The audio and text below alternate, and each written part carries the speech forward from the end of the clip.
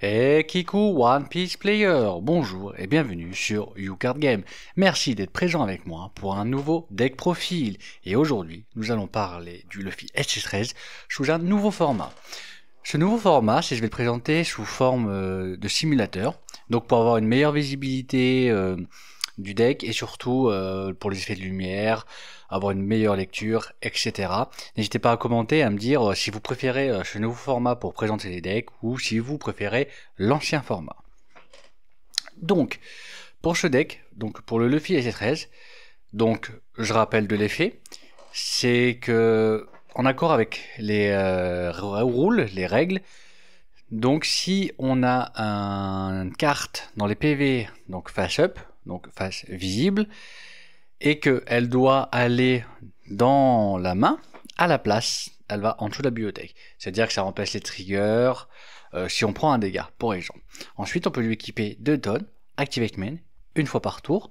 On peut discard une carte de sa main, puis on peut choisir, donc, et si on a 0 PV, bien évidemment, il faut avoir 0 PV, on peut choisir 2 cartes de coups de 5 piles de sa trace et ou de sa main. Donc on peut choisir une carte de sa trace, une carte de sa main, ou deux cartes de sa main, ou deux cartes de sa trace, d'un coup de 5 piles, puis les mettre face up dans ses PV.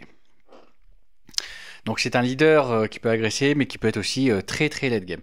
Moi, je le joue très en mode Taxi Luffy, donc j'accepte d'être moins bon face à des decks comme Bonnie, enfin des decks verts en général qui vont jouer un kit 8 et me dire ok, face à kit 8 ça va être compliqué, il va falloir que je trouve une solution.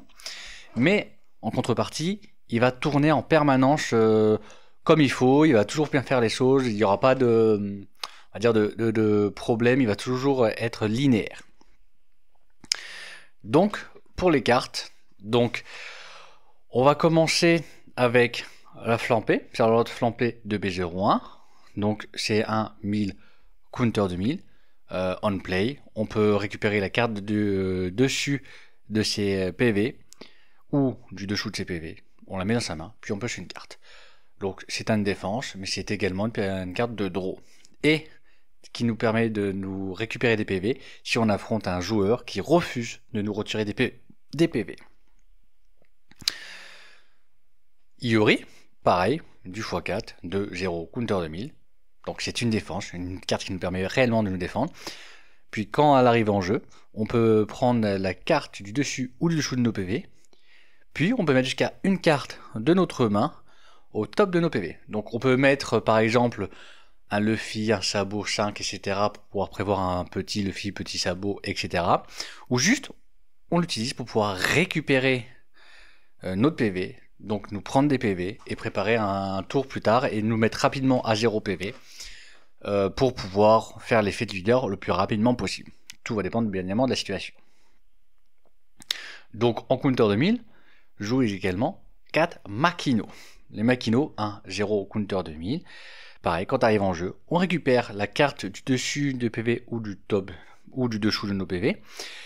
Puis on garde toutes nos vies et on les met dans l'ordre de nos choix. Donc ça peut être extrêmement pratique pour gérer nos triggers au tout début, tant que nos PV sont face down, ou alors juste uniquement pour pouvoir récupérer notre PV et tomber à 0 très rapidement.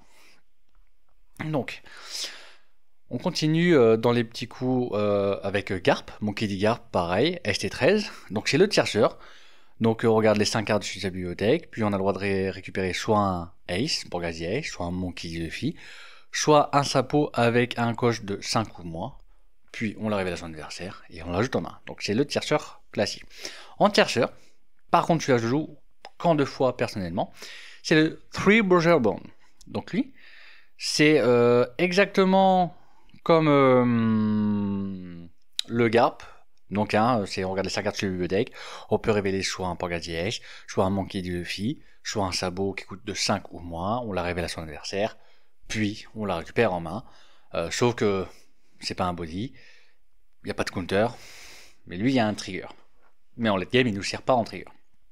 Voilà. Ensuite, on passe, on va dire, sur le core deck principal, le truc qui est très important. C'est les petits sabots. Donc 2, 2000, pareil, celui-là il est x4. Activate main, on peut trash ce caractère, puis on révèle la carte du dessus de nos PV. Si c'est un sabot qui coûte 5 piles, on peut la mettre en jeu. Donc en fait on la joue gratuitement du PV, puis notre leader gagne plus 2000 de puissance jusqu'à la fin du prochain tour adverse. Ce qui est très fort, ça veut dire que il va passer, tu fais l'effet, si on a bien le sabot, on joue le sabot, et en plus de jouer le sabot, notre leader passe à 7000 de puissance jusqu'à la fin du prochain tour adverse. Ça veut dire que si on a que des body Asami, il va falloir minimum 2 dons supplémentaires, donc des ressources supplémentaires à l'adversaire, pour pouvoir essayer de nous enlever un PV. Dans les petits cartes, également, donc les petits comme ça, on joue 4 Monkey D. Luffy. Donc, SC13 de 2000, Counter 1000. Pareil, c'est le même effet, Activate Main, on peut trash cette carte, puis on révèle la carte de notre bibliothèque. Si c'est un Monkey D. Luffy de coup de 5 piles, on peut jouer cette carte gratuitement, hein, sans payer son coût, etc., depuis nos PV. Puis notre leader gagne plus 2000 de puissance jusqu'à la fin du prochain tour adverse. Et on joue également, alors cette fois, lui, en 2 fois uniquement, le Porghast D. Ace, parce qu'en fait, je ne joue très peu de Ace, mais c'est le même effet, exactement pareil. On peut tracer le caractère, on regarde la carte du dessus de nos PV. Si c'est un Porghast D. Ace de coup de 5 piles, on peut la jouer depuis nos PV gratuitement sur le champ de bataille, puis notre leader gagne plus de 2000 de puissance jusqu'à la fin du prochain tour. Ça, ce sont les cartes vraiment très très importantes du jeu. 4 sabots, car je joue pas mal de sabots, 4 Luffy, car je joue pas mal de Luffy. Et par contre que 2 Ace, parce que 2 petits Ace, parce que je joue que 2 gros Ace. En parlant des gros Ace, voici, c'est 5-7000. Quand il arrive en jeu, si on a 2 PV au moins, il gagne le rush. Donc c'est une 5-7000 rush, clairement. Mais j'en joue que 2 fois, parce que c'est un no counter. Et il va pas servir à toutes les games. Mais ce qui est bien, c'est qu'il peut surprendre. Tu peux le mettre jusqu'à. Tu peux enlever tes PV pour passer à 2 et dire bon, bah j'attaque 5-7000 direct. Une grosse attaque. Face à des decks comme Nami, ça peut être bien. Face à des decks, on va dire, plus lents comme le mono noir pour commencer à être agressé, dire ok, je vais te mettre vite à rendre du létal. Donc, au lieu de pouvoir gérer tous mes persos, va falloir que tu réfléchisses à comment te défendre. Ensuite, on va passer au Luffy. Alors, le Luffy, j'en joue 8. Enfin, 8. Deux Luffy différents, les deux en x4. Donc, 4 Monkey Luffy au P07. Une des Luffy, on va dire, les plus importants de ce deck-là. 5-6000, Counter 1000. Activate Main. On peut place ce caractère dans la trace. Puis, si on a 2 PV ou moins, on peut KO un personnage de coup de 4 ou moins. Puis draw une carte. Il a un trigger, on peut KO jusqu'à un personnage de 4 ou moins, mais le trigger, on va quasiment jamais l'utiliser. Si ce n'est, personnellement, je l'utilise jamais. De toute façon, je n'utilise aucun trigger, sauf si c'est l'event 0, l'event 1 dès le début dans les PV, ou alors un Raigo, quoi. C'est un Raigo dès le début face à un deck aggro. Mais sinon, les triggers, on oublie. Mais surtout que voilà, ça nous fait un Luffy pour KO les petits personnages, donc les petits bloqueurs ou les personnages face aux decks agressifs comme les Dofi, les Belobeti qui ont beaucoup de cost 4 ou moins. Donc très très bonne carte. Et ensuite, je joue le Monkey Luffy 5-6000 Counter 1000. Activate Main, une fois par tour. Ce caractère gagne plus 2000 de puissance jusqu'à la fin du prochain tour adverse. Ça veut dire quand tu fais l'effet, il passe à 8000 et l'adversaire. Et quand l'adversaire va vouloir attaquer, c'est un personnage à 8000. Puis si on a un PV ou plus, on pioche une carte et on trace notre dernier PV. Ça peut être pratique également pour nous mettre à 0 et commencer à faire l'effet leader. Ensuite, on passe aux sabots. Les sabots, le plus important des sabots, en x4, 5-6000 Counter 1000. Le bloqueur, notre seul bloqueur, mais qu'on va essayer de ramener en boucle, en boucle, en boucle. Donc, quand il arrive en jeu, donc, nos personnages, tous nos personnages qui ont été là au moment, donc ceux qui ont été joués avant, puis le sabot y compris au moment où il est joué, hein, tous ce personnage-là, ne peuvent plus être KO par effet jusqu'à la fin du prochain tour adverse. Donc face au deck noir, au deck par effet bien évidemment, hein, par effet, donc face au deck noir ou au deck qui font que du KO par effet, ou beaucoup de KO par effet, bah, ça nous protège et on est tranquille. Puis on draw 2, trash 2. Donc ça nous permet de mettre nos briques dans la trash et de draw ce qu'on a besoin de draw. Des petits Luffy, des petits sabots, des gros Luffy, des peu grands sabots, du Moria, tout ce qu'on a besoin. Ensuite, le deuxième sabot, moi je joue qu'en 2 fois, parce qu'il est pratique mais pas en permanence. C'est le sabot C13 5-6000 counter 1000. On play, on trace la carte du dessus de nos PV, ou du dessous de nos PV, puis on peut KO un personnage qui coûte 5 ou moins. Il est bien parce que ça nous permet de KO certains personnages, certains bloqueurs, comme par exemple les Purple, les Kid 5, etc. Les Sangourous qui permettent de draw, qui sont un peu cache-couilles. Donc ça permet on peut les KO assez, on va dire plus facilement grâce à ça. Mais on le dit très peu parce que vaut mieux le PV le mettre dans la main pour avoir plus de draw que le trash. Voilà, après c'est un point de vue personnellement, perso, et c'est clairement ma façon de jouer. C'est pour ça que je joue qu'en 2 fois, parce qu'il peut être pratique dans certaines situations, mais dans d'autres situations, j'ai pas trop envie de l'utiliser. Ensuite, on passe au gros papa, hein, clairement le gros papa très important dans le deck, c'est le Gecko Moria. Le Gecko Moria, 8-9000, no counter d'OP06, quand il arrive en jeu, on peut choisir jusqu'à un personnage de 4 ou moins, puis un personnage de 2 ou moins, et on peut en play un actif, l'autre reste. Ça nous permet de, clairement, on va réanimer nos petits persos en boucle avec nos petits sabots, Luffy, Ace, etc. en boucle. Pour pouvoir prendre nos PV, pas faire le truc, passer à 9000 pendant le tour adverse et faire des attaques à 11000, etc. etc. Ensuite, et on finit par le Raigo, que je joue qu'en 2 fois. Lui, pareil, ça va dépendre. Face à un deck agressif, tu peux faire le trigger, mais sinon, principalement, si tu affrontes des decks verts, des decks où il y a des gros body, j'ai pas de trigger. Et pour pouvoir faire l'effet comme un homme, hein, clairement, main, en fait, tu KO un personnage adverse, peu importe le coup. Puis, tu traces le top de tes PV jusqu'à avoir un seul PV. En gros, quand tu peux être à 0 PV, tu peux juste KO un personnage. Tu n'y a rien qui se passe d'autre parce que tu es à 0 PV. Ensuite, une fois que c'est fait, tu mets dedans ton leader et tu fais l'effet leader. Donc voilà pour la decklist. Le Black Leo Luffy, c'est un deck, moi j'aime bien gauche second, clairement, pour avoir les 8-10 dons très rapidement et faire Moria à 8 et effet leader. C'est clairement ce que je préfère. Ça veut pas dire que Go First il peut rien faire, hein, il peut faire des choses Go First, mais je préfère le gauche second. Déjà, quand on joue Black Leo Luffy, il faut voir ce que fait l'adversaire. Est-ce que c'est un deck comme Melo Betty, Luffy Purple, Doffy Bleu, qui va être très agressif? Donc, parce que lui, ce genre de deck qui sont très agressifs, ils s'en foutent royal de te mettre à 0, parce qu'ils vont essayer justement de te mettre à 0 avant que tu aies 8 dons ou à tes 8 dons pour te mettre en difficulté à ce moment-là. Parce que si tu es à 0 PV avant que tu aies 10 dons, hein, c'est très compliqué parce que tu peux pas faire des combos Moria, effet leader ou faire effet leader et spam le board, etc. etc. C'est extrêmement compliqué. Donc face à ces persos là, c'est quand on commence à t'agresser vraiment, bah tu te défends. Tu utilises tes Makino, tes Yuri, tes flampés. Donc ces 3 cartes là, c'est clairement tes counters. Hein. Tu t'en sers pour te défendre, Le but, c'est que tu sois à 0 PV rapidement, mais à 0 PV à 10 dons. Hein, pas à 6 dons. Vraiment à 10 dons. Par contre, si tu affrontes un deck style Bonnie, style Robluti, qui va être un peu plus lent, qui va pas vouloir te mettre à 0 PV pour dire, ok, on va patienter, on va attendre. Donc ça va vraiment dépendre des match-ups, et il faut vraiment apprendre, on va dire, les match-ups dès que tu es plus lent. Bah là, tu vas commencer à se dire, tiens, je vais jouer une flampée, je vais draw, après je vais jouer une Yuri, je vais draw, dire j'ai un petit Luffy en main et un gros Luffy, je vais mettre le gros Luffy, puis après je vais mettre le petit Luffy, faire effet Luffy, enfin voilà. Ça dépend vraiment du match-up et de comment tu joues. Dans tous les cas, l'idéal c'est d'avoir une bonne main, enfin de faire sa main.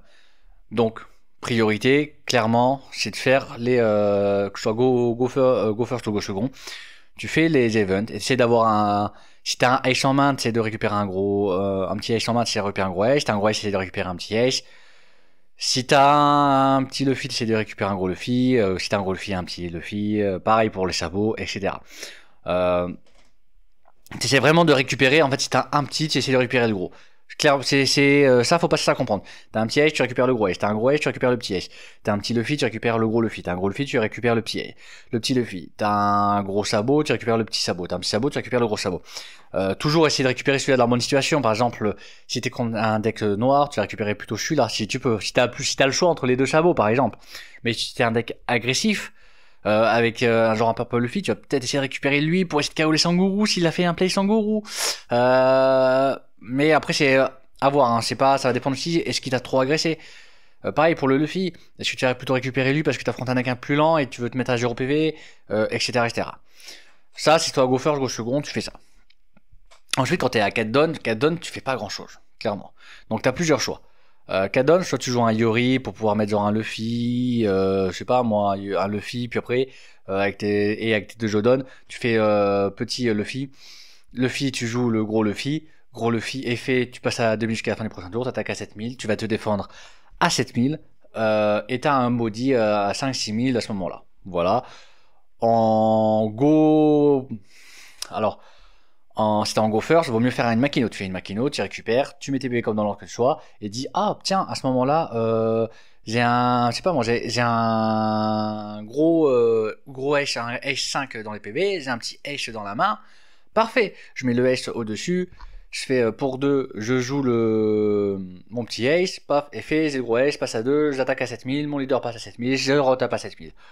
Voilà, t'as ce genre de truc qui est largement possible. Ça dépend de la situation, de ta main et tout, et c'est pour ça que c'est bien aussi de voir avec les tierceurs de comment gérer. Donc ça dépend vraiment de comment tu es. Après, tu passes au 6 donnes, 6 ou 5 donnes. Franchement, il ne faut surtout pas hésiter à jouer les persos comme un bonhomme. Hein. À 6 donnes, t'hésites pas à jouer un Luffy à 5 comme ça. T'hésites pas à jouer pareil, un Luffy, un sabot, un Ace. Même si le H t'attaque pas avec. Hein. Mais c'est pas grave, de toute façon, c'est soit il va essayer de le gérer voilà, d'une façon ou d'une autre, soit il le gère pas. Même si t'as pas le rush avec le H parce que t'as 3 PV. Toi, à 6 donnes, tu peux, et à la rigueur, tu peux même faire une flampée ou une Makino pour passer à 2 PV, jouer le H à 5 et draw comme un homme. Faut pas hésiter. Faut surtout pas hésiter à dire ah non mais j'ai envie de garder mes persos au cas où pour après. Non, t'y vas. Surtout hein, c'est un no counter. Alors et pareil, hein, si tu te fais agresser face à un deck très agressif comme Dofi et tout, hésite pas à utiliser tes petits counter 1000. Hein, faut vraiment pas hésiter. C'est pas grave si t'as ta trace. Pareil, si t'es à 5 donnes, n'hésite pas à jouer un 5. Hein. N'hésite pas pareil à jouer un sabot. Un sabot c'est très bien parce que si t'affrontes un deck qui fait que KO par effet, enfin qui a du mal à KO autrement, voilà, qui fait que par effet, t'es protégé. Et sinon, même si t'affrontes un deck bleu qui va tu sais qu'il est derrière bottom deck, ça va faire chier de bottom deck un sabot. Mais bon, tu sais que dans tous les cas tout va être bottom deck. Hein. Mais ça te permet aussi de cycler ta main. Imagine t'as une main de merde, t'as vraiment pas ce que tu veux, t'as rien qui va ensemble et tout. Sabot te permet de cycler ta main. Tu traces ce que t'as pas besoin, clairement. Faut pas hésiter. Pareil, quand t'as 8 donnes, tu fais la même chose. T'évites de jouer un Moria pour 8 comme ça, gratos pour rien. Sauf si t'as fait des Makino, tu sais que t'as des gros, bodies, voilà. Mais je déconseille quand même fortement. Franchement, c'est trop compliqué parce que à ce moment-là, passer à 0, faire un Moria, tu fais un Moria un peu dans le vide. Hein. Clairement, tu vas jouer juste des petits trucs. À moins que tu veux jouer un Moria pour jouer une flampée, faire une draw, un garde. Je sais pas. Peut-être. C'est pas déco. Si vraiment dans la game, tu sens que t'as genre 3 Moria en main. Franchement, avoir 3 Moria en main à ce moment-là, évidemment, c'est pas fou. Mais que tu vois que t'as un Garp, t'as un Garp dans ta trash, t'as une flampée dans ta trash. Niveau PV, t'es pas déconnant quand même. Hein. Franchement, t'es pas déconnant. Bah, tu fais un Moria, tu reborn un Garp pour chercher ce que t'as besoin. Tu reborn une flampée pour draw. Tu sais que ça tu fais que par évidemment que si tu sais que le tour d'après tu vas pas mourir, que t'es bien, que t'as trop de Moria, tu sais pas quoi faire parce que avoir 3 Moria comme ça en main, ok. Mais sinon dans la plupart du temps tu vas éviter ça, mais tu vas pareil, tu vas jouer en homme, tu vas jouer comme un homme des bodies. Après à ce moment-là c'est bien de jouer aussi les Luffy, les trucs, Luffy. D'essayer de passer à un PV. Franchement, passer à un PV, c'est vraiment pas déconnant à ce moment-là. En fait, tu fais Luffy, puis tu essaies de passer à un PV. Parce que si le Luffy il est pas géré, le tour d'après, tu passes à 10 PV. Et là, t'es Gucci. Si t'as le deck adverse, pareil, tu réfléchis, suivant ce que fait le deck adverse, pour pouvoir dire, ok, mon adversaire, il va essayer de... Il a ça, il joue Dofi, il joue ci, il joue ça, il joue Bello Betty, il joue Iceberg, je sais pas. Il va m'agresser, ok. À ce moment-là, tu dis ok, je suis à 8 donnes, je suis à mon adversaire, faut que je passe à 0 PV. Faut vraiment que, quand j'ai mes 10 dons, je suis passé sur P. Donc, soit il va pas attaquer, clairement. Et là, t'es en mode, bon, ça fait chier, tu gagnes un tour, mais ça fait chier parce qu'il a pas attaqué. Soit, il va gérer ton Luffy. Ça fait chier également, hein, clairement. S'il gère ton Luffy. Après, t'as peut-être préparé 2 Luffy pour préparer le coup et tout, hein, on sait pas. Bon, dans tous les cas, c'est pas quelque chose de très cool à ce moment-là. Mais s'il essaie d'attaquer, te létal, bah franchement, t'y vas. C'est de voir, à réfléchir, pour prendre un PV. Mais faut pas prendre un PV facilement. Par exemple, s'il fait une attaque à 5000, t'es à 5000, et derrière il a 9 dons, et que t'as pas de quoi défendre sur une attaque à, je sais pas moi, à 14 000, prends pas ton PV à 5000, défends toi, vaut mieux quand même défendre. Faut vraiment réfléchir, cette situation-là, à réfléchir, ok, est-ce qu'il peut me létal, est-ce qu'il peut pas me létal, est-ce que je peux contrer plein de petites attaques, est-ce que je peux pas contrer plein de petites attaques, est-ce que je peux contrer une grosse attaque, et plein de petites attaques, enfin, tout se réfléchit. En tout cas, aussi, gros conseil que je donne, à ce moment-là, quand tu joues Black Clover Luffy, gère le board adverse. Hein, si tu vois un personnage reste, vas-y, go, attaque le personnage reste.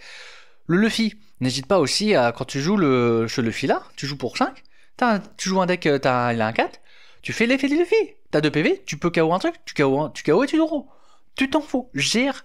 Ou alors tu peux juste jouer le perso, attendre, passe tourne, tu attaques avec, t'essaies d'attaquer un perso, un perso adverse à 6000 ou moins, puis soit il utilise une garde de sa main, soit le perso est mort, et puis après dans tous les cas tu fais effet pour KO un autre perso à 4. Il faut vraiment pas hésiter, par contre. Hein, tu joues Black Leo Luffy, tu attaques le perso, tu attaques les PV à la fin, hein, ça sert à rien. Parce que si tu attaques les PV et que tu attaques pas le board adverse, franchement, au bout d'un moment il va y avoir un full board, toi tu vas avoir plus beaucoup de PV, et c'est au moment des 8 dons où c'est fatal, clairement fatal. Donc ce genre de decision making est très très compliqué, mais il faut vraiment apprendre. De toute façon, moi je suis toujours parti du jeu, ok, je pars toujours du principe qu'il faut gérer le board avant de gérer les PV. Parce que si tu gères pas le board, bon, il y a des exceptions. Ça m'est déjà arrivé de jouer des decks et dire les PV je m'en fous, je sais parce que je connais le deck adverse, je connais mon leader, je connais ma main, je connais mon truc, je sais que je peux y aller. Le gars, il va falloir qu'il joue en full défense très rapidement, sinon il est dans la merde littérale. Mais sinon, apprends à gérer vraiment le board adverse, clairement. N'hésite pas à jouer des Luffy pour gérer, n'hésite pas à jouer des Edge pour gérer, pour attaquer. Et aussi, n'hésite surtout pas à faire d'abord des petites attaques. Une attaque, par exemple, tu veux gérer un perso, un perso. Il a 5000. Tu sais qu'il va le défendre. Mais c'est pas grave. Tu fais une attaque à 5000 dessus. Ok, il défend, counter 1000. Une carte en moins dans la main. Tu as une autre attaque à 6000. Ok, tu fais une attaque à 6000 dessus. Counter 2000. Une deuxième carte en moins dans la main. Et une défense en moins dans la main. Et tu continues les attaques. Tu fais des petites, puis tu fais des plus grosses. Le but, c'est de faire en sorte que l'adversaire réduise sa main. Parce que si au bout d'un moment, il a plus de cartes en main, il a plus de cartes à jouer. Plus de cartes à jouer, plus de board, tu domines. Donc faut vraiment pas oublier ça. Et t'hésites pas, même avec le filin, hein, t'hésites pas à faire des attaques, et même si tu sais que tu vas le KO, le perso, hein, avec son effet, tu l'attaques quand même. Soit il défend pas, et tu peux KO peut-être un autre perso, soit il défend, et tu KO quand même un perso. Et il a une carte en moins dans la main. Donc faut vraiment pas hésiter à ça. C'est pareil, il faut pas hésiter si le mec il a mis un gros body, il a mis un gros kid, mais il a pas mis de Roginante, pas de Tassigui verte, il a rien mis de défense. Faut pas hésiter. Ok, t'as mis pour X raison. Et que t'as 2 PV, tu fais hop là, une Makino, je draw, paf, je fais mon PV, ou X raison. Je passe à un. Raigo. Clac. Ou alors tu fais Raigo et si t'as plus t'as 2 PV, à ce moment-là vaut mieux quand même 2 PV, tu acceptes de trash ta carte pour X ou Y raison. Parce que tu n'as pas envie d'utiliser ton compteur de 1000 pour te défendre, mais tu KO son gros body. Genre les Luffy Purple, faut pas hésiter à utiliser le Raigo sur les Luffy 7-8000. Clairement pas. Sur les Big Mobs, sur les trucs comme ça, faut vraiment pas hésiter. Parce que le but, c'est vraiment que tu arrives à tes 10 dons. Une fois que tu as tes 10 dons, là faut être à 0. L'idéal c'est d'avoir un Luffy, t'es en mode, t'es un PV, t'as défendu ou pas défendu, ça dépend, mais si t'es un PV, t'as un Luffy, tu passes à 0. Avec un Luffy, ou t'as réussi à passer à Luffy, et par exemple, tu sais que l'adversaire il a que un leader, tu sais que tu peux contrer une attaque à 15 000, t'étais à 8 dons, t'as de quoi défendre les 15 000, enfin les 14 000 têtes, il a plus rien pour attaquer, ou tu sais que tu peux défendre plein de petites attaques suivant ce qu'il fait. Enfin, tu sais que t'es bien, tu n'hésites pas à faire un sabot pour transformer les PV, KO son perso à 5, ça va dépendre de la situation et tout, mais t'hésites pas. Parce que en fait, quand tu es à 10 dons, c'est là où c'est le plus intéressant, c'est là qu'il faut faire en boucle. En boucle, bah tu mets 2 dons sur Luffy, Moria. Moria, tu reborn, ça dépend de la situation, mais genre un Luffy et un sabot. Tu fais effet leader. Tu mets tes 2 PV. Donc moi je sais pas, moi un sabot, un Luffy là et ce sabot là, voilà. Puis tu fais, bon, fais bien gaffe à l'ordre par contre, hein, clairement. Et fais gaffe. Soit tu es très bien, tu sais que tu vas pas crever comme ça, même s'il fait des grosses bourrins. Ou alors beaucoup de ressources et tu dis ok, effet sabot, joue sabot, paf, draw 2, trash 2, nanana, effet Luffy. Ou alors d'abord effet Luffy, puis après effet sabot. Par exemple, t'affrontes noir, tu fais d'abord un Luffy, après un sabot. Tu fais effet Luffy, puis effet sabot. Tu sais que t'affrontes un Roblutti, un Smoker, il peut être trash parce qu'avec classique. Mais t'affrontes un Roblutti par exemple. Tu te protèges du KO, à moins qu'il joue un gros Kaido, mais s'il joue un gros Kaido, il utilise beaucoup de ressources, donc il va pas t'attaquer, donc tu vas être tranquille, clairement. Comme ça, tout est protégé par KO, il va pouvoir gérer qu'un body maximum, t'es tranquille s'il fait trash, etc. Tu t'hésites pas, et donc, et au Piraka, t'as une défense, etc., etc. Et là, t'es bien, tu peux passer à 0, t'es à 9000, tu fais une attaque à 11000, sur un body adverse, hein. Pas obligé, par exemple il a un Moria, il a un truc, qui reste, tu l'attaques. De toute façon c'est soit il défend et il met counter, et après derrière avec tes petits sabots Luffy Ace tu attaques, soit au calme, tranquille, t'y vas, voilà. Ou alors si t'affrontes un deck et que t'es bien dans la game et que le gars il était quand même pas une très bonne sortie, il était vraiment défensif, t'hésites pas à faire des pareil, hein, tu sais, Luffy pour gérer son, je sais pas moi, il a joué un bloqueur Rebecca pour gérer son bloqueur Rebecca, gérer son Karasu, gérer je sais pas quoi. Puis derrière tu joues ça et tu attaques, tu bourres. D'abord les persos, bien évidemment. En fait le but c'est de dire, ok, le tour d'après, si je gère les persos qu'il n'y a plus de persos, est-ce que je suis létal ou je suis pas létal? Voilà. Si tu sais que tu peux rester à plein d'attaques, t'en fous, tu vas aller en tête. Si tu sais que tu peux pas trop rester à certaines attaques, parce que tu dis, ok, là, s'il m'attaque à 7 cash, même si je suis à 9, il me fait une attaque à 9, bon, c'est compliqué, mais il faut lui mettre que 2 donnes, donc il peut faire 3 attaques à 9, je suis pas bien, mais, ok, mais s'il fait, mettre, genre, par exemple, j'ai fait une grosse attaque à 9, faut qu'il mette 4 donnes, puis 4 donnes, puis 4, c'est bon, donc je peux me passer à 0, t'hésites pas. Et c'est pareil, hein, pour la défense. Tant que t'as un sabot, avec Moria. Mais franchement, à chaque fois, tu réanimes dis-toi que celui-là, en boucle, si tu peux le réanimer en boucle, le petit sabot pour jouer le gros sabot, tu le fais, hein. Tu ramines toujours le petit sabot. Ça va être la priorité, en boucle. Dès que tu arrives à tes 10 donnes, chaque Moria, c'est pour réanimer un petit sabot. Ça, faut vraiment pas hésiter. En premier. Et après, deuxième, c'est soit un edge, parce que t'as edge, parce que tu peux faire, en fait, ça te permet de faire une attaque à 7000 comme ça, gratos, puis une attaque à 11000. Enfin, pas gratos, mais ça te permet de faire une bonne attaque à 7000, puis une bonne attaque à 11000. Soit le fils qui te permet de KO un 4 au moins et de draw, donc préparer soit une défense, soit etc. Soit ce Luffy là pour créer des grosses attaques, etc. Lui, il sert plus trop à rien si t'as 0 PV. Hein. Donc tu t'en sers pour counter 1000, etc. De toute façon, un sabot, c'est un sabot pour ça être lui en priorité. Et avec ce sabot là, pareil, t'hésites pas à juste, quand tu cycles ta main, à enlever tes cartes, si t'as ça en main, à retirer ça, enfin retirer même des counter 1000, ça tu le traces, tes counter 1000 pour avoir maximum de counter 2000 et dire je me mets en full défense et je vais faire des grosses attaques par tour. Donc voilà ma decklist, la decklist que je joue, que j'adore, que je trouve ça fun. Alors bien évidemment, vous avez vu, pas de Kuzan, pas d'Ice ce qui fait que t'as que le Raigo pour gérer en x2. Donc tu gères que 1 ou 2 gros body par game. T'acceptes, donc ça veut dire que t'essayes d'être fragile face à certains decks, surtout quand tu joues les kids et tout. Mais ça te permet quand même d'avoir une decklist qui tourne relativement bien. T'as pas de briques. Clairement, si tu regardes bien, t'as pas de briques. Si tu me dis qu'avec cette DL là tu briques, c'est que va falloir essayer de t'entraîner un peu plus. Je vais être honnête, va falloir t'entraîner un peu plus. Par contre, c'est fort possible que tu affrontes des decks où tu sais que tu affrontes par exemple une Bonnie, face à ça là, à ce délire, tu affrontes une Bonnie, la Bonnie elle va te jouer le kid, elle va te mettre fait des kids régimentés, et là, ou des kids tactiques vertes, etc., oui, là tu vas en chier. Pourquoi? Parce que tu auras énormément de mal à passer le kid, qui va être full défendu. Il va être tellement défendu que tu vas bien grincer des dents. Tu vas affronter bientôt Smoker rouge-vert, pareil. T'acceptes ça, t'acceptes d'être un peu plus mauvais face au deck vert. Mais par contre, t'essaies de bien tourner face aux autres decks, y aller, être constant, etc. Moi je suis toujours partisan pour dire, ok, on réduit ma puissance face à ce genre de deck, surtout si t'as pas 90% de genre de deck.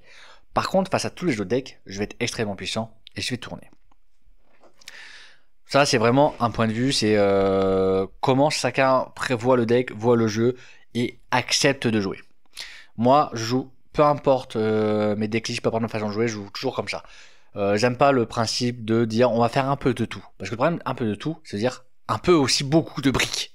Et ce qui fait que dans plein de games, t'es en mode je brique, je sais pas quoi faire. Ouais. Et moi, j'aime pas ça. Je préfère être constant, me dire je vais avoir du mal ici, je vais avoir du mal ici, je vais avoir du mal ici, que dire je vais faire un peu de tout et il y a parfois je vais être en mode bon bah je fais rien. Et voilà. En tout cas, merci à vous de m'avoir écouté. J'espère que vous avez plu. N'hésitez pas à commenter, savoir si vous appréciez plus si je fais comme ça. Donc avec le simulateur pour avoir une bonne vision des cartes, éviter ce reflet et tout que j'ai du mal à gérer. Faut être honnête sur les cartes et tout. Donc n'hésitez pas à commenter et merci à vous de m'avoir regardé et passez une excellente journée.